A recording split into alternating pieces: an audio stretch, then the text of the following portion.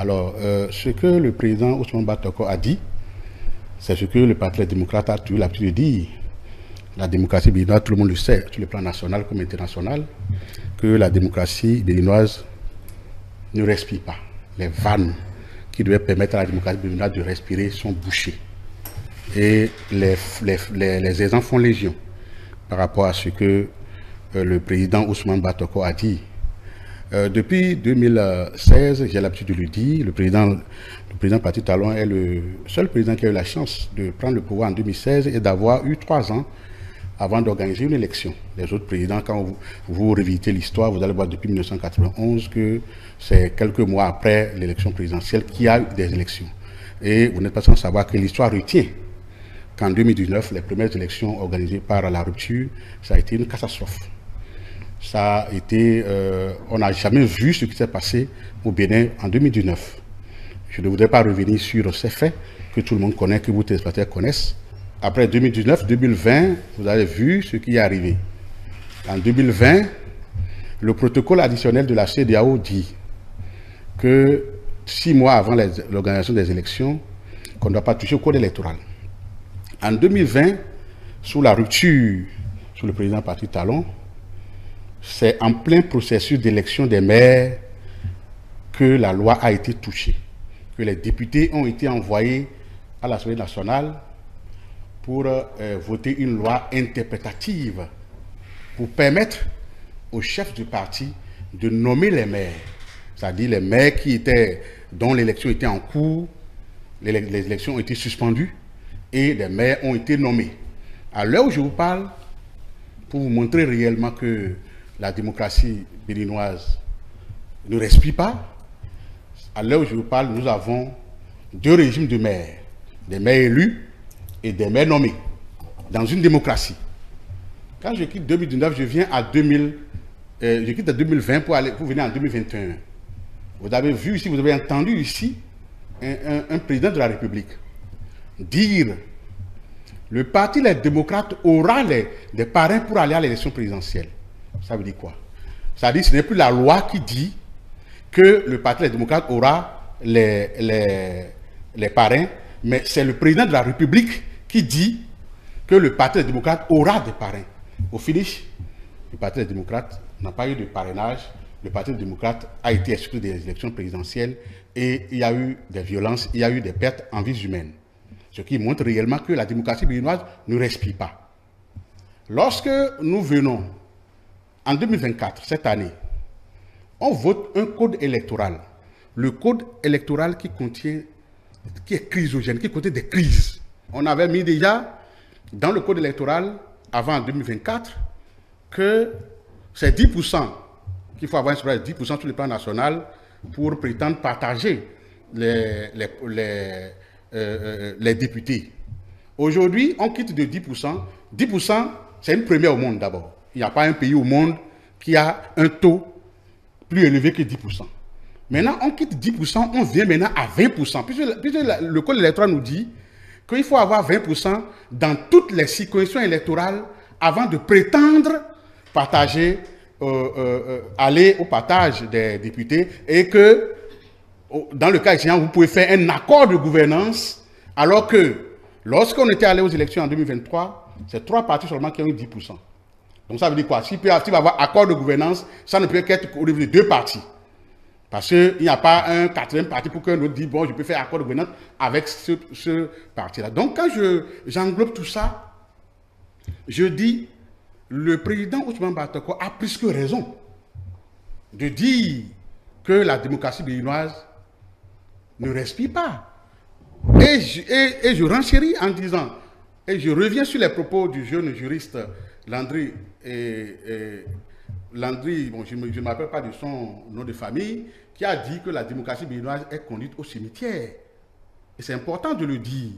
Et quand je reviens sur des gens qui pensent peut-être que je vais laisser la parole à mon ami Jules, pour qu'il parle, je vais revenir sur le fait que quand les gens disent que c'est parce que le président Ousmane Batoko est aigri, c'est parce qu'il est aigri qu'il prononce une phrase là, je vais ici vous montrer qui est, présenter à vos téléspectateurs qui est en réalité le président Ousmane Bator. Moi, je ne vous ai pas posé cette question. Oui, moi je vais revenir sur ça pour montrer aux gens, parce que pour pas que les gens pensent que le président Ousmane Bator c'est un parvenu, c'est quelqu'un qui ne s'y connaît pas, ainsi de suite. Je reviendrai tout ça pour vous dire réellement qui est le président Ousmane Bator. Si je vous posais la question. Alors, je retiens que ce sont ces éléments que vous venez d'énoncer qui, pour vous, justifient ces assertions de l'ancien président de la Cour suprême. Bien sûr. Chez Léon Trité, vous avez la parole. Ben, moi, sans rentrer dans les détails,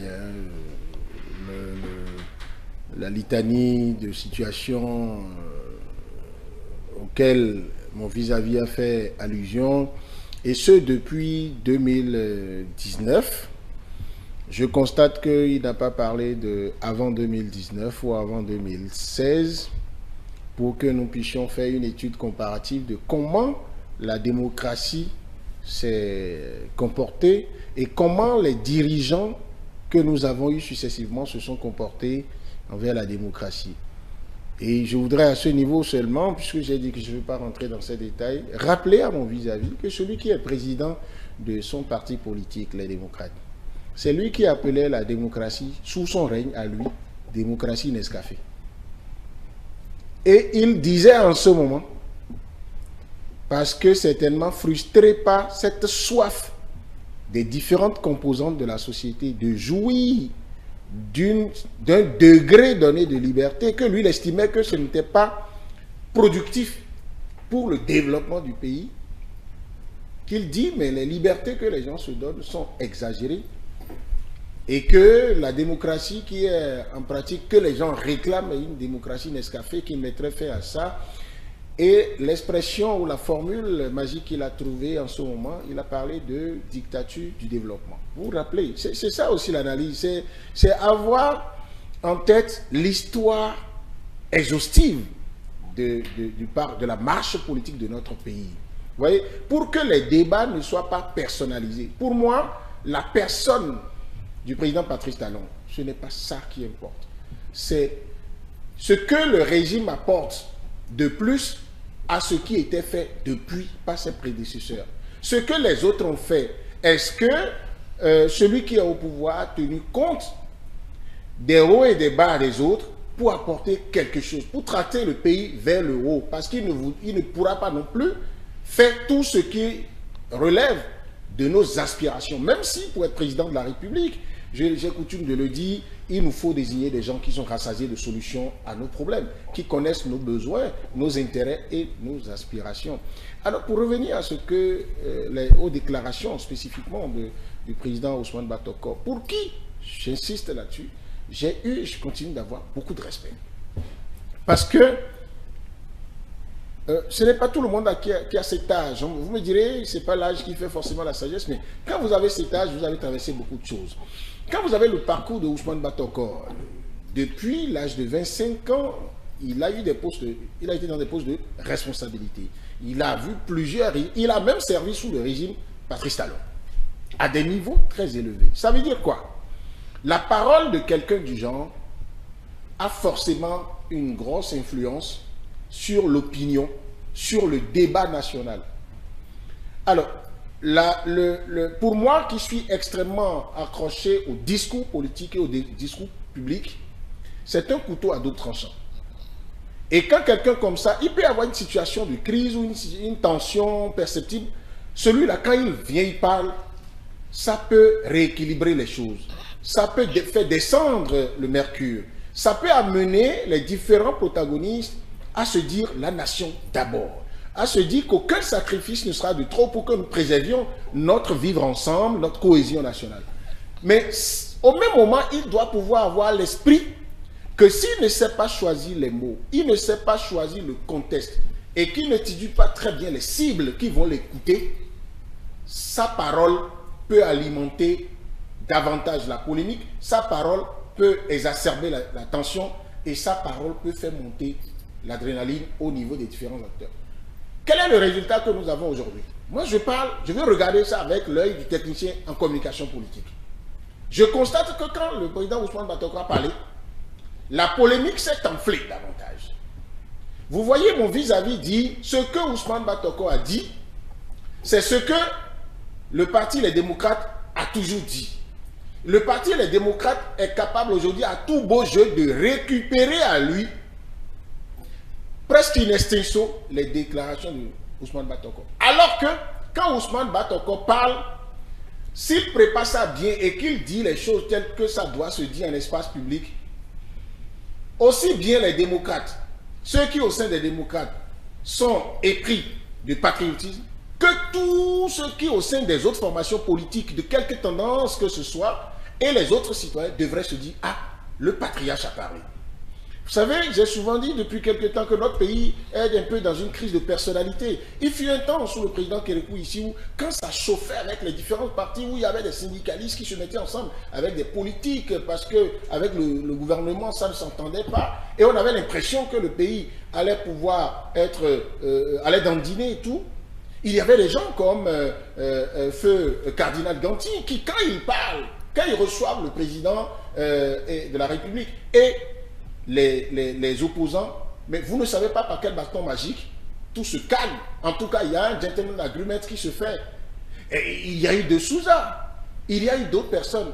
Mais lorsque les anciens présidents qui devraient pouvoir être dans ce rôle ont pris des positions partisanes, vous voyez, nous nous retrouvons à régler les problèmes par nous-mêmes. Et chaque fois qu'il y a un problème maintenant, on n'a que des protagonistes, des antagonistes en face. On n'a pas quelqu'un pour jouer à la bite. Donc Ousmane Batoko... Il aurait pu être conciliateur. Très bien. Ousmane Batoko a exercé son droit en tant que citoyen béninois de s'exprimer. C'est son point de vue sur la démocratie béninoise.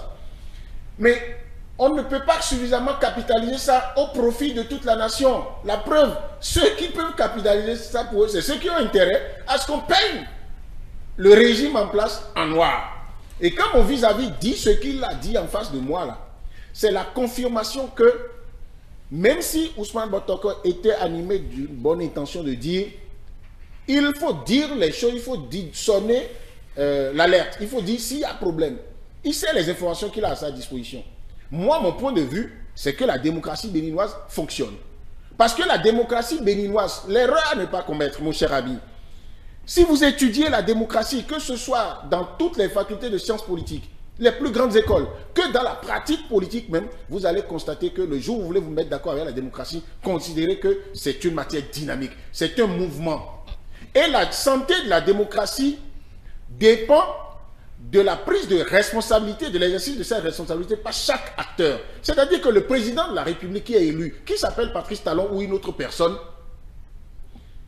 si vous me faites, moi, président de la République, mon souhait serait que, quand j'ai des projets, quand j'ai une vision, puisque je suis élu pour ça, que je veuille que l'Assemblée nationale m'accompagne, que je veuille que des institutions de la République m'accompagnent, sans devenir des griots, que je veuille que les acteurs politiques m'accompagnent. N'est-ce pas légitime ça?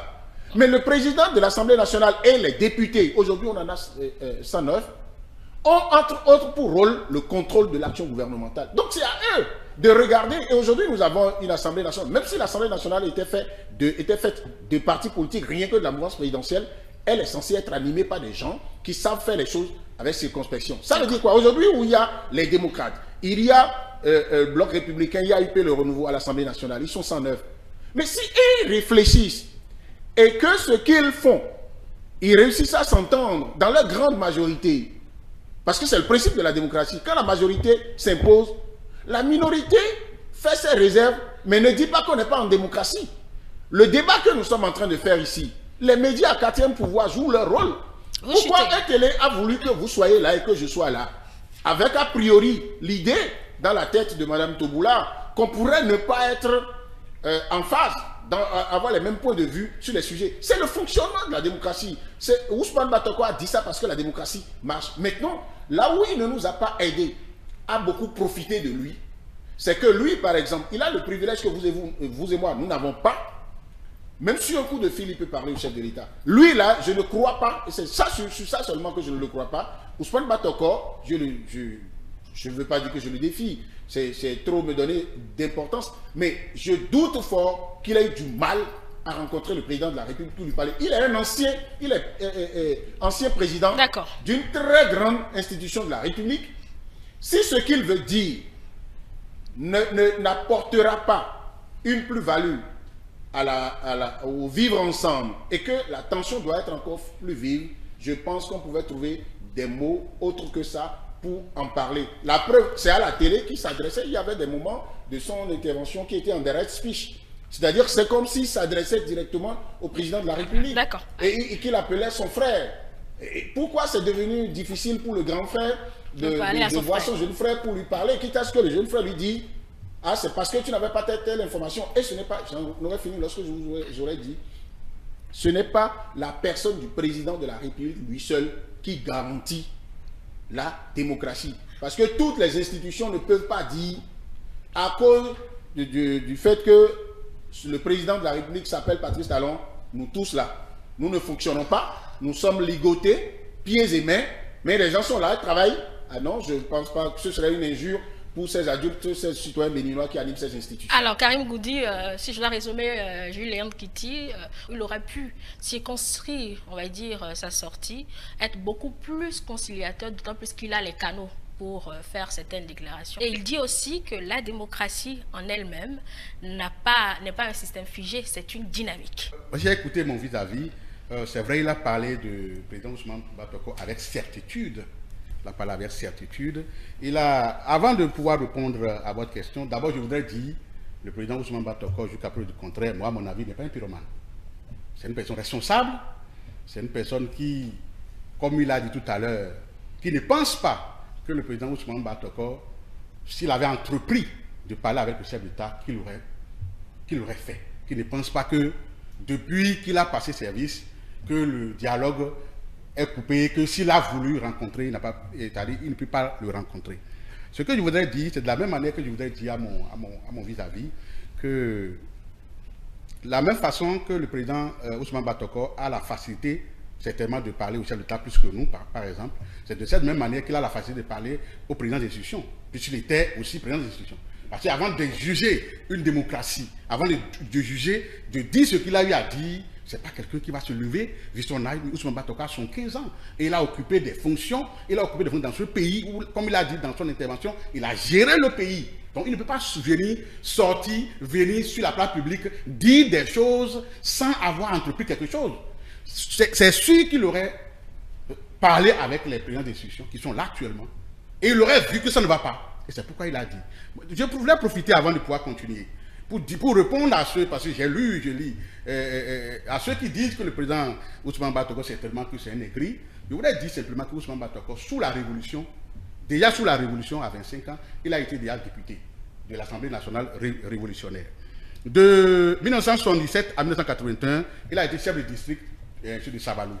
De 1985 à 88, il a été ministre de la Jeunesse, des Sports, Loisirs, Culture. Bon, on connaît l'histoire. D'accord. Hein, non, attendez que je revienne.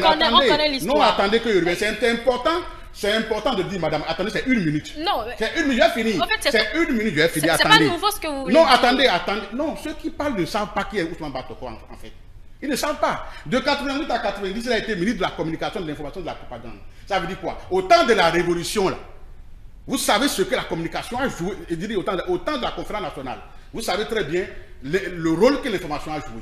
Il était ministre et il a pu gérer tout ça. Après ça, il est revenu être ministre de la fonction publique au niveau du président de Kérékou II. Après ça, il a été président de la Cour suprême sous Yahi et président de la Cour suprême sous le président Talon. Quelqu'un qui a occupé des postes pareils, peut-il être aigri? Peut-il dire alors que la démocratie ne respire pas, alors que Julien oui, tout à l'heure, un instant, disait que la démocratie est une dynamique. Est-ce que dans tous les systèmes, dans toutes les pratiques démocratiques que vous connaissez, il y en a une qui soit facile? Non, elle n'est pas facile. C'est pourquoi il ne faut pas chercher à être président de la République lorsque vous ne pouvez pas être démocrate. C'est ça justement. Lorsque vous ne pouvez pas être démocrate, lorsque vous ne pouvez pas permettre aux institutions de vivre, de respirer, lorsque vous ne pouvez pas permettre à la démocratie de respirer, ne cherchez pas à être candidat à l'élection présidentielle. Alors, quand mon vis-à-vis me dit que la démocratie est dynamique, elle n'est pas stable, et ainsi de suite, mais il y a les fondamentaux de la démocratie. Les fondamentaux sont là. Mais aujourd'hui, comment est-ce qu'on peut venir au pouvoir par la démocratie? On a ouvert les élections et on est venu au pouvoir. Et depuis qu'on est au pouvoir, on n'organise pas des élections transparentes. J'ai cité 2019, à problème, il y a eu des pertes dans la vie humaine. Il y a été 2020, il y a eu des exclusions. Il y a eu des violations des tests sur le plan national et international. J'ai parlé de 2021, il y a perte en vies humaines. Comment est-ce qu'on peut venir au pouvoir par la démocratie et ne pas permettre que cette démocratie-là permette que d'autres personnes viennent au pouvoir? C'est de ça que parle le président Ousmane Batoko. C'est de ça que... Parce qu'il y a certains qui prennent la parole, qui ne savent même pas de... Moi, j'ai lu des gens, je ne pense même pas que le président Patrice Talon a envoyé certaines personnes attaquer le président Ousmane Batoko de la sorte. Ni le président de l'UP Le Renouveau, ni le président de BR. Parce que l'article 23 de notre Constitution consacre la liberté d'expression. Ce que le président Ousmane Batoko a dit, c'est la liberté d'expression. Il est libre de s'exprimer. Et surtout, quand la position qu'il occupe aujourd'hui, il a vu beaucoup de choses passer. Il a vu beaucoup de choses. Ce n'est pas tout ce qu'il a vu passer par rapport à la mauvaise santé de la démocratie béninoise qu'il a dit sur le plateau là. C'est un peu seulement qu'il a dit. Ce qu'il a dit, si vous dites peut-être que vous allez tomber en syncope. Donc voilà ce que moi je voulais vous dire. Voilà. D'accord. Oui, Julien Kitty, que faites-vous des fondamentaux de la démocratie? Alors, il faut déjà s'entendre sur ce qu'on appelle les fondamentaux de la démocratie. Moi, j'ai l'impression d'écouter beaucoup de personnes qui sont dans les incantations. Je n'arrive pas à percevoir. Vous voyez, on a fini avec la phase de... Il a dit que la démocratie ne respire pas. Vous avez cité des facteurs qui, selon vous, consacrent le fait que la démocratie ne respire pas. Je viens de vous dire que on est en train de répéter les mêmes théories. Je viens de vous dire que le président du parti dont vous êtes militant et leader a appelé sous lui-même son règne cette démocratie Nescafé et a dit qu'on ferait aux Béninois leur bonheur sans leur gré. S'il vous plaît, c'est Boni Yahi qui a dit ça. Aujourd'hui, vous nourrissez de son leadership et il se retrouve en position d'opposant. Parce qu'en Afrique, ce que nous devons avoir, chers amis, ce sont des gens qui proposent une alternative pour aller vers l'alternance et non des opposants. Le terme opposant que nous avons intégré en copiant la démocratie, vous savez ce que cela a installé dans notre subconscient? C'est que celui qui prend le pouvoir, tout ce qu'il fait, c'est mauvais. Et il faut que je continue de dire qu'il est mauvais jusqu'à ce que ceux qui doivent élire un autre président constatent qu'il ne doit pas être là. Ce qui fait que... Non, mais attendez. C'est ce qui se fait parce que quand je dis que la démocratie, c'est dynamique et que sa santé dépend du rôle que chacun joue à chaque instant, ça veut dire quoi? Dès que vous dormez sur vos lauriers, s'il y a une composante de la société qui dort sur ces lauriers-là, la démocratie va fléchir de ce point de vue. Quel que soit celui que vous allez mettre au pouvoir, président de la République, s'il a la possibilité d'être en intelligence avec le maximum, la majorité des députés, il le fera. Parce que ce n'est pas facile non plus pour un chef d'État de vouloir faire passer des choses qui vont permettre d'implémenter, de mettre en œuvre sa vision qui a été adoubée par la majorité des Béninois lors du scrutin présidentiel. Il ne va pas bouder ce plaisir-là. Mais si l'Assemblée nationale étudie, dites-moi, est-ce que dans les procédures pour adopter le code électoral, pour adopter l'achat des partis politiques, est-ce que vous avez relevé des vices de procédure? Est-ce que vous avez relevé que les lois ont été violées? Et quand les lois ont été violées, est-ce que notre dispositif législatif ne permet pas des voies de recours? Lorsque vous faites référence à des cas de violence, vous pensez qu'une seule partie se lève, crée la violence? Est-ce que vous êtes sûr qu'en 2019, supposons que les institutions de la République en charge de l'organisation des élections aient péché dans leur manière de faire, que tout n'ait pas été rose, ce qui, moi, ne me surprend pas. Ceux qui étaient en face, s'ils s'en tenaient aux voies de recours, parce qu'aucun texte dans aucun pays, aucune constitution et aucune loi ne prévoit que lorsque vous n'êtes pas d'accord avec le pouvoir qui est là, ceux qui ont le pouvoir, mais quand ils agissent et ils ne respectent pas les lois, aucune loi ne prévoit que vous prenez les armes pour les affronter. Aucune loi ne prévoit que vous allez dans la rue avec des pierres contre eux. Aucune loi ne dit que quand la police vous dit, au regard des éléments que nous avons, nous ne pouvons pas permettre que vous fassiez ce genre de manifestation. Il y a beaucoup de moyens de pression. C'est ça la difficulté de la démocratie. C'est à croire que nous acceptons un régime, un système de gouvernance et après, nous pensons que tout devrait être rose. La démocratie, même là où elle a été créée, là où elle est née, qu'est-ce qui se passe? Les gens font, chaque pays fait ses adaptations. Si l'adaptation veut se faire à l'Assemblée nationale et que les députés démocrates qui sont là, pour être députés, pour que les démocrates aient 28 députés à l'Assemblée nationale, cher ami, est-ce que ça a été facile? Est-ce que les autres partis politiques sont chargés d'offrir leur passivité bienveillante, comme sur un plateau dehors, aux démocrates, parce que vous êtes citoyens, vous ne parlez pas le même langage que le pouvoir, on devrait pouvoir venir vous appeler pour dire « Ah non, non, nous sommes démocrates, pour que ça se passe bien, c'est 109 députés, il semble que nous allons en avoir beaucoup, venez prendre 50%, nous prenons 50% et on serait en démocratie. » Non, chacun se bat pour obtenir. Là où moi je suis, en tant que citoyen béninois, j'estime que je constitue une des composantes de la nation et j'ai une obligation pour que la démocratie vive. D'accord? Ça veut dire quoi? Même dans les milieux partisans, même quand je trouve que ce qui se fait aujourd'hui à la tête du Bénin apporte plus, fait plus de bien au Bénin, c'est-à-dire en termes de développement, que ce qu'on lui reproche et qui peut être amélioré. Mais lorsque je suis en face et que même dans le milieu du pouvoir, quand on me dit telles choses doivent aller de telle manière et que je trouve que ce n'est pas normal, qui mieux que moi-même, devant le tribunal de sa conscience, a obligation de dire « Ah non, ça doit se passer comme ça ». Mais si je refuse de le dire et que je m'accommode de la chose, au lieu de m'arrêter à un compromis, je vais à la compromission, ça va arriver. Vous voyez, tout ce qui se passe au Bénin, c'est quoi? Tout ce que vous retrouvez dans l'opposition, la plupart ont été dans ce que vous appelez la mouvance présidentielle, sous le régime passé. D'accord? Si jamais on modifie la constitution béninoise et Boni Yayi a la possibilité d'être candidat aujourd'hui et qui s'y devient président de la République, vous verrez des gens, d'accord, dire que ben, c'est lui qui est le grand démocrate. Ça veut dire quoi? Celui qui est au pouvoir, lui aussi se dit, il faut foncer, aller droit et avancer. Et je reviens pour insister sur quelque chose et vous devez tout au moins, pour le patriotisme qui devrait vous animer, vous devez être d'accord avec moi.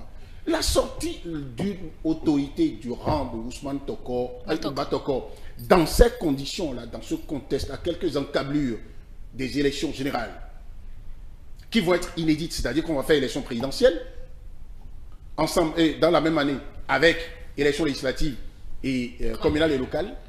Deuxième caractère inédit, c'est fin de règne de quelqu'un qui a fait 10 ans. Ça n'est pas rien. Dans une démocratie, il y a des tumultes. Forcément. Donc, il ne faut pas dire que c'est inédit. Ensuite, il y aura, nous sommes encore, notre pays aussi, à une phase de rajeunissement de la classe politique, de renouvellement de la classe politique. Observez qu'il y a une génération qui, quand on veut ou non, est en train de partir. D'accord? Il y a une génération intermédiaire qui dit, mais nous avons encore des rôles à jouer. Il y a la jeunesse politique. Il y a des gens comme vous et moi qui disent, mais attends, nous avons grandi. Quand vous avez ces chocs-là de génération, il y a toujours des risques qui attention. Mais qui reste pour être les catalyseurs? C'est des gens comme lui. Maintenant, Ousmane Batokor, tout ce que moi je demande, quel était l'objectif de communication politique derrière? Bon, moi, non, attendez. Non, la réponse que moi j'ai eue et qui me conforte dans ma position, je l'ai eue de vous.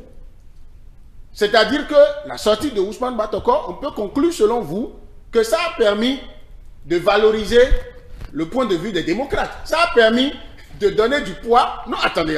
Ça, ce que je dis là, la conclusion là, tout le monde est d'accord avec moi que non, moi, vous là, pas d'accord avec vous. Non, moi, je suis d'accord avec toi. Vous avez commencé par vous réjouir de ce que Ousmane Batokor s'est comporté exactement comme un excellent militant du parti Les Démocrates. Non, pas du tout, il n'est pas membre du parti Les Démocrates. Mais il est venu valoriser ce que vous avez dit. Alors que moi, je souhaite qu'il parle pour l'intérêt de nous tous. Il a parlé pour l'intérêt du Bénin. Vous savez pourquoi? Et j'ai dit, il y a des choses qu'il aurait pu ne pas dire à la place publique. Non, il doit le dire. Moi, je pense qu'il doit même dire, il doit dire plus. Je vais vous dire pourquoi. Bon, d'accord. Je vais vous dire pourquoi. D'abord, il faut d'abord dire que ce n'est pas seulement le président Ousmane Batokor qui a eu cette position-là. Le clergé a eu la même position. L'ensemble, la majorité des partis politiques ont eu la même position. La plateforme de la société civile a eu la même position pratiquement. Oui. Alors, lorsque tous ceux-là ont vu qu'en 2019, ils se sont tués, ils n'ont rien dit, et rapidement, il y a eu un semblant de dialogue, rapidement, il y a eu modification de la Constitution, rapidement, il y a eu instauration du parrainage, rapidement, il y a eu insertion frauduleuse d'un certificat de conformité par une institution qui ne devrait pas l'introduire, et il y a eu exclusion, il y a eu perte en vies humaines. C'est allé très vite en 2019. Lorsque ça va vite comme ceci, des gens comme, des personnalités comme Ousmane Batoko, et je dis, ce n'est pas suffisant. Je regarde dans la caméra et je dis à ceux qui nous suivent ce matin, qui ont participé à la conférence nationale des forces vives de la nation, qui ont un certain âge, qui ont quand même servi ce pays-là, qu'ils doivent aussi prendre la parole, comme Ousmane Batoko. Je marque un arrêt pour dire qu'il n'y a pas eu insertion frauduleuse. Les conditions, on ne va pas revenir sur ce débat. On ne reviendra pas sur ce débat. On peut revenir sur le débat après. Ce n'est pas l'objectif. Moi, je me dois de préciser qu'il n'y a pas insertion frauduleuse. Oui. Dans le temps, la procédure a été expliquée et chacun des nouveaux partis politiques devra se conformer. Mais attendez, attendez, si la procédure a été expliquée et que je ne suis pas d'accord avec ce... Je suis en droit de ne pas être d'accord. Mais là, vous ne vous comportez pas comme un démocrate. Je vais vous le dire. Non, attendez, je vais finir. Non, attendez, je vais finir. Je vous ai permis de parler. Sinon, vous allez me couper dans mon Non, ce que vous dites, si elle vous a coupé, vous voyez, quand vous dites de la Cour constitutionnelle que sa décision d'introduire un certificat de conformité, sa décision a été frauduleuse, vous violez la Constitution. Non, attendez. Pourquoi? Parce que vous n'avez aucune possibilité d'introduire un recours contre ça. Parce que les décisions de la Cour constitutionnelle sont sans recours. D'accord? Être un démocrate, ce n'est pas parce que... ça. Maintenant, vous pouvez faire... Attendez. Ce n'est pas parce que... Vous pouvez faire des commentaires... Non, je vous arrête. Non, on n'est pas au camp militaire. Non, attendez. Ce n'est pas parce que les décisions de la Cour sont sans recours que je ne peux pas me prononcer sur les décisions de la Cour. Oui, mais il faut... Je peux me prononcer en tant que citoyen béninois. Mais Karim, voici moi ma prochaine question. Est-ce que de votre conception de la pratique démocratique, c'est tout pour la minorité, rien pour la majorité? Et votre démocrate que vous êtes, Karim Goundi, que faites-vous du respect des tests une fois adoptés? Puisqu'on en est là en réalité. Mais madame, le bon démocrate n'est-il pas obligé de respecter les tests établis, monsieur Goundi? Lorsque les tests ont été respectés par adoptés par l'Assemblée nationale, les démocrates ont le droit de dire je ne suis pas d'accord. C'est ce que nous essayons de faire. On n'a pas dit, on n'a pas ordonné d'arrêter quelqu'un. Et pourquoi vous pensez que c'est étouffer la démocratie? C'est étouffer la démocratie, c'est conduire la démocratie au cimetière, justement. D'accord? Et je le dis et je le répète et j'ai donné les preuves. Alors, pourquoi le président Ousmane Batoko doit dire ce qu'il a dit et doit même inviter ses camarades avec qui, depuis plus de 40 ans, ont servi ce pays-là? Parce que le pays va dans une situation qui n'est pas bonne. Lorsque vous dites que, bon, parce que nous sommes aux encablures d'une élection, des élections générales, on doit faire doucement et autres. Lorsque celui qui vous conduit, il vous a conduit d'une manière, il vous a pris, comme l'a dit l'autre Topa vous prend de quelque part, il vous amène à Topa, et que vous voyez qu'en 2019, il a mal conduit, vous êtes trouvé dans le ravin. En 2020, même chose. 2021, même chose. Vous n'allez pas vous dire, bon, comme nous approchons des élections dont on doit se taire, non, on doit attirer l'attention. Vous dites, attention, ce que vous êtes en train de il n'a jamais demandé. Monsieur Goundi, vous allez voir aujourd'hui. Est-ce que vous prenez le temps d'écouter? Non, permettez que je termine. Non, permettez que je termine, vous allez faire ce truc-là. Moi, je pense. Juste à preuve du contraire, c'est moi qui conduis l'émission. Oui, je pense. Donc, écoutez, personne n'a dit sur ce plateau que quelqu'un n'a pas le droit de dire ce qu'il a dit. Bien sûr. Ce qu'il a dit, monsieur Kitty, il a dit tout à l'heure, c'est au vu des responsabilités autres que l'intéressé a occupées, il serait mieux qu'il se place dans une position de sage que dans cette posture que vous récupérez pratiquement. Non, c'est parce qu'il a occupé des fonctions où là, c'est de ce pays-là qu'il a le droit, il a le devoir de venir dire aux gens, attention, ce qui est en train de se passer, ce n'est pas bon. Il ne faut pas que ça se répète encore.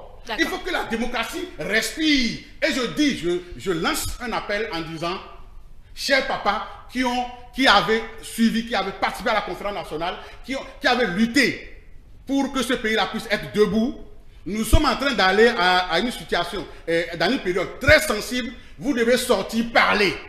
Il faut parler. Lorsque vous parlez, vous aimez plus le président parti alors que ceux qui font de l'hypocrisie. Ça, c'est de l'hypocrisie, ce que les autres font.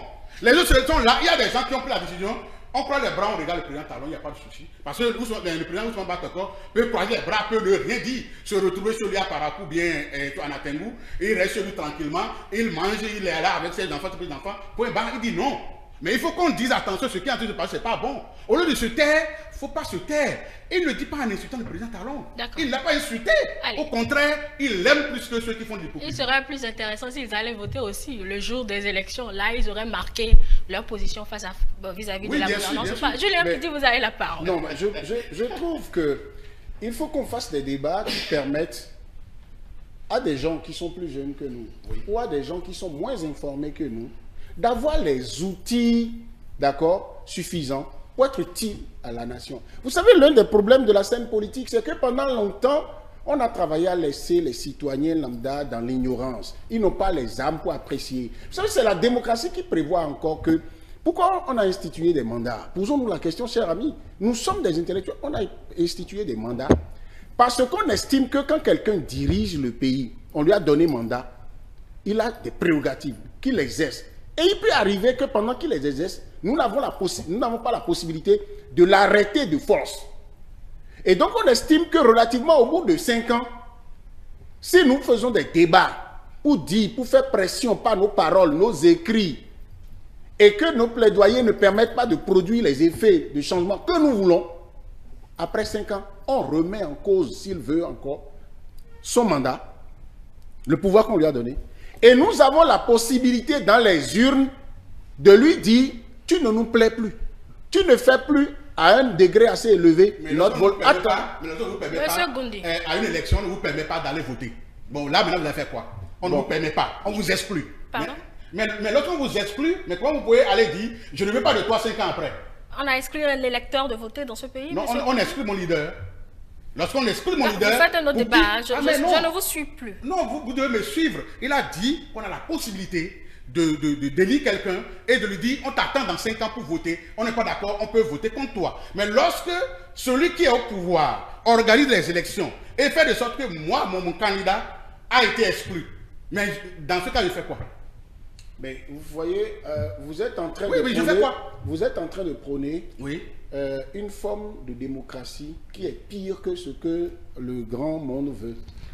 Vous voyez, vous venez d'avouer que entre les millions d'électeurs, oui, les millions de membres de votre parti, parce que je souhaite que votre parti ait des militants comptés en millions, oui, entre ceux-là et le leader que vous avez désigné pour être candidat, là, lui, il est plus important pour vous que la grande masse.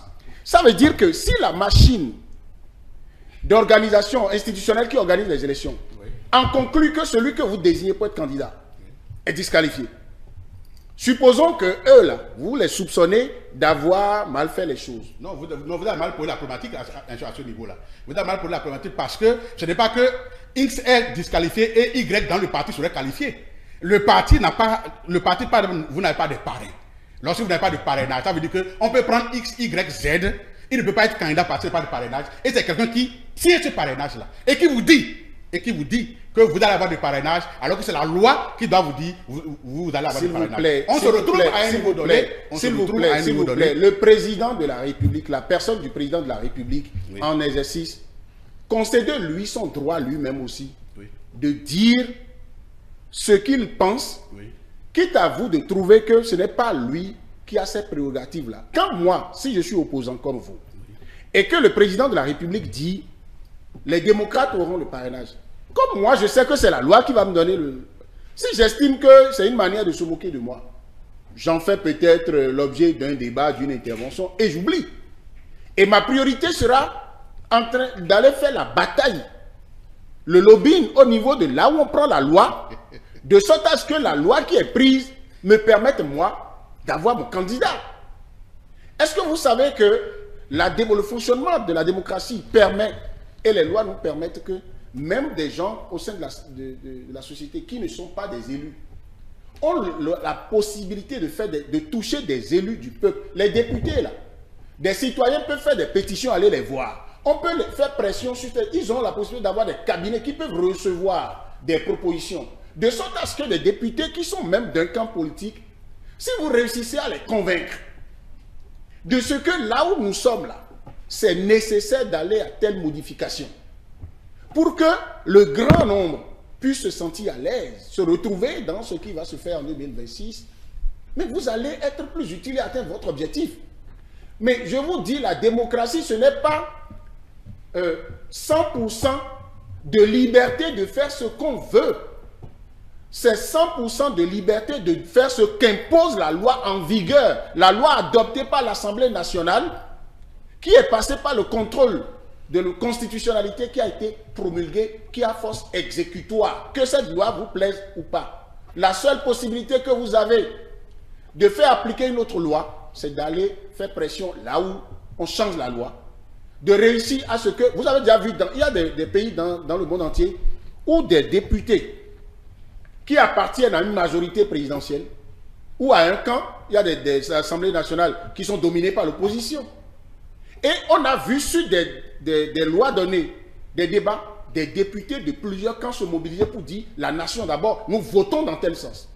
Est-ce que vous pensez que les lois empêchent un député de la mouvance présidentielle, là où nous sommes aujourd'hui, sur même un projet de loi, donc initié par le gouvernement, vous pensez qu'il y a une loi qui l'oblige à voter forcément pour ça? Non. Chaque député... Non, attendez. Oui, il n'y a pas une loi. Il y a une même...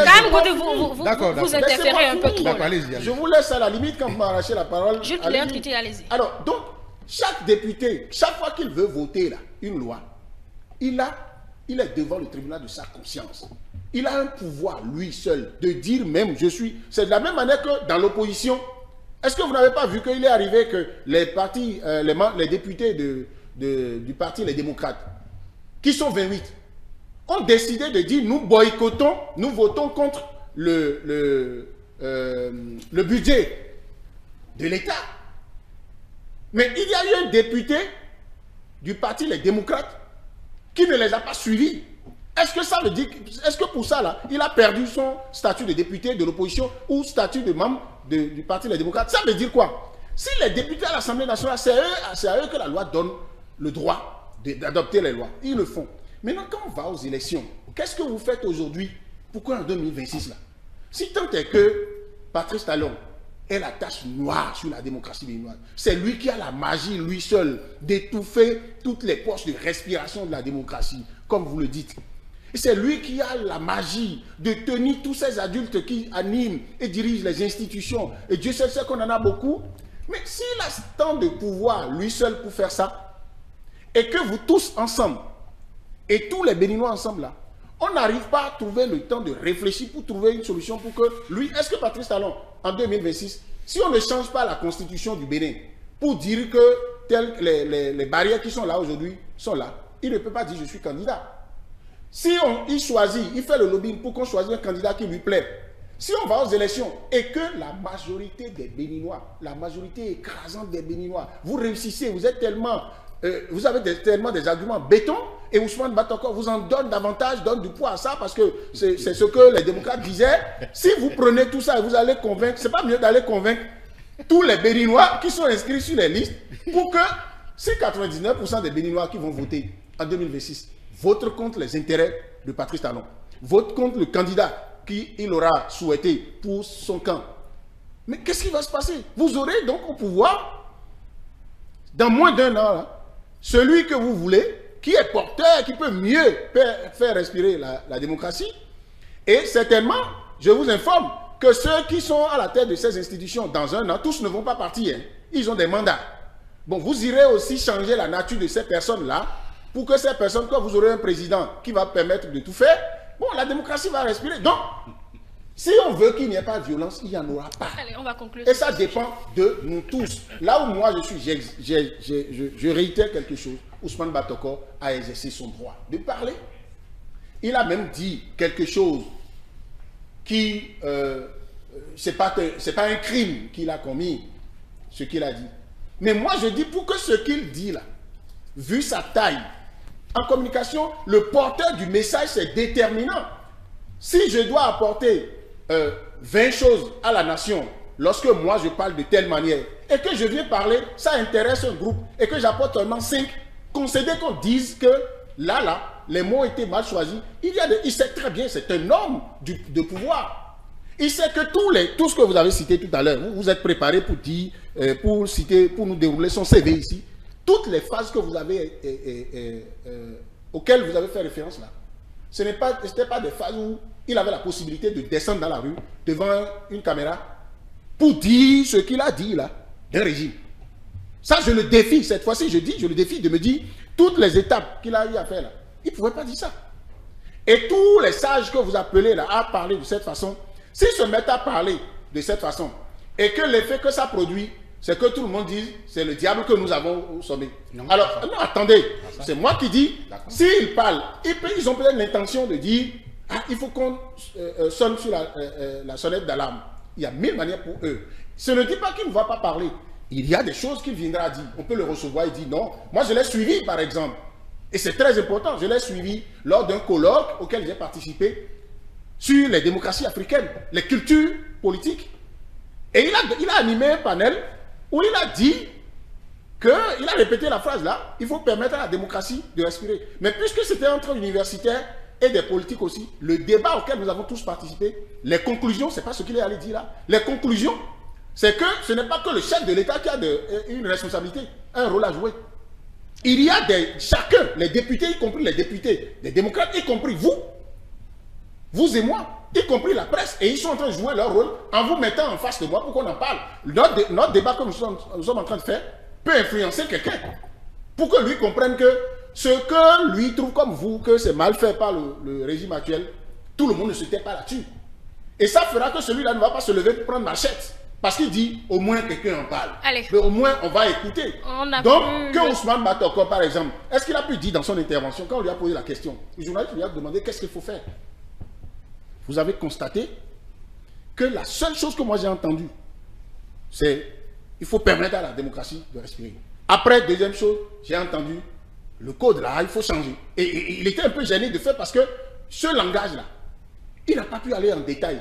Qu'est-ce que lui, par exemple, les anciens responsables d'institutions de la République, vous pensez que si Ousmane Matoko réunit ces personnes-là, nous fait savoir qu'eux, ils se sont entendus et qu'ils ont produit un document qu'ils mettent à la disposition des institutions et du chef de l'État, vous pensez que ça ne va pas avoir plus d'effet?